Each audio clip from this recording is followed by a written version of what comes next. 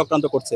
ইতিমধ্যে আমরা আইডেন্টিফাই করেছি, যদিও আমরা বলি ঢাকা বিশ্ববিদ্যালয়ে আমাদের যে মেডিকেল সেন্টার আছে, সেই মেডিকেল সেন্টারে এমন স্টাফ আছে তারা প্রতি মাসে 1 লাখ টাকা বেতন নেয়, কিন্তু একদিন অফিসে আসে না।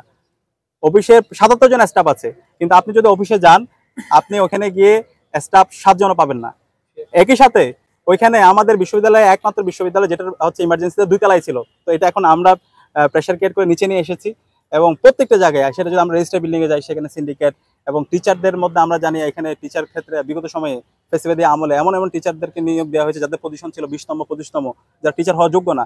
তো এই প্রত্যেকটা সিস্টেমের জায়গায় আমরা কাজ করতে চাই, আমরা পলিসিগত জায়গায় কাজ করতে চাই। সেই কারণে আমরা স্টেজ বাই স্টেজ কাজ করছি, আমরা প্রবলেমগুলো আইডেন্টিফাই করতেছি এবং এই প্রবলেমগুলো সলিউশনের যে রোডম্যাপ সেটা আমরা ঠিক করছি। এবং আমরা আশা করছি আমরা যে কথাগুলো দিয়েছি সেই প্রত্যেকটা কথা আমরা বাস্তবায়ন করবো, কারণ শিক্ষার্থীরা আমাদের সাথে আছে। শিক্ষার্থীরা আমাদেরকে ম্যান্ডেট দিয়েছে। 40,000 শিক্ষার্থী যে প্রত্যাশা, বিগত 100 বছরে যেই সংকটগুলো তৈরি হয়েছে, যে কৃত্রিম সংকটগুলো তৈরি হয়েছে, প্রত্যেকটা সমস্যাগুলো আমরা অ্যাড্রেস করবো এবং আমরা এমন একটা স্ট্যান্ডার্ডে নিয়ে যাব যে স্ট্যান্ডার্ডের মাধ্যমে আমাদের ঢাকা বিশ্ববিদ্যালয় অক্সফোর্ড, হার্ভার্ড, ক্যামব্রিজ, এমআইটি তার সাথে কম্পেয়ার হবে। আমরা এই উচ্চতায় আমাদের বিশ্ববিদ্যালয়কে নিয়ে যাব।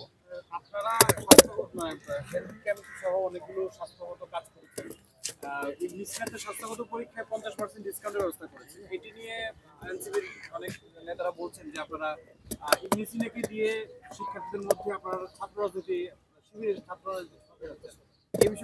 আচ্ছা, আমরা আমাদের এই রিসোর্সগুলো মোবিলাইজ করার জন্য চেষ্টা করছি। বিশ্ববিদ্যালয় অ্যালামনাই যেখানে আছে, দেশের বাইরে বিভিন্ন প্রাইভেট সেক্টরে, আমরা সবাইকে অ্যাপ্রোচ করতেছি, সবাই আমাদের সাথে এঙ্গেজ হচ্ছে এবং বিভিন্ন জন বিভিন্নভাবে এটাকে ফ্রেমিং করছে। তাদের রাজনীতির যেহেতু এজেন্ডা নাই, সুতরাং এই ধরনের হাস্যরসাত্মক তারা ইস্যু ক্রিয়েট করছে।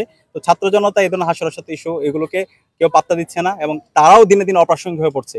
আমরা তাদেরকে বলবো সমালোচনা করে যৌক্তিকভাবে সমালোচনা করেন, কনস্ট্রাকটিভ ক্রিটিক করেন, ভালো একটা কম্পিটিশন করেন, কিন্তু এই ধরনের হচ্ছে অপ্রাসঙ্গিক বিষয়গুলো যদি আপনারা নিয়ে আসেন, আপনাদের অবস্থান এখন যা আছে তাইও থাকবে না। ধন্যবাদ।